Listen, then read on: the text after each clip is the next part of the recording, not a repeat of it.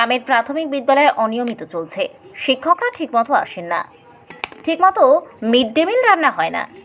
আর আজও এমনই চিত্র দেখা গেল হরিশ্চন্দ্রপুর থানা এলাকার তুলসীহাটা চক্রের বারোঘরিয়া প্রাথমিক বিদ্যালয়ে।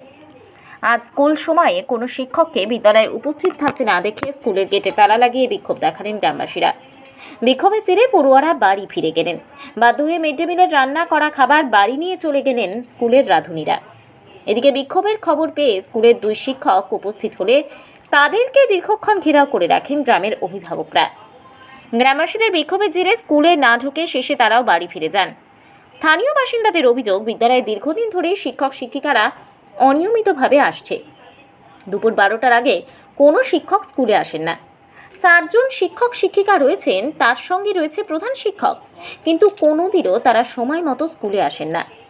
প্রাক প্রাথমিক থেকে পঞ্চম শ্রেণী পর্যন্ত 182 জন ছাত্রছাত্রী থাকা বিদ্যালয়ে শিক্ষকদের অনুপস্থিতিতেই মিড ডে মিলে রান্না শুরু হয়ে যায়। অভিভাবকরা জানাচ্ছেন, মাঝে মাঝে শিক্ষকরা স্কুল চত্বরেই গণ্ডগোল করে, এভাবে শিক্ষার পরিবেশ নষ্ট হচ্ছে।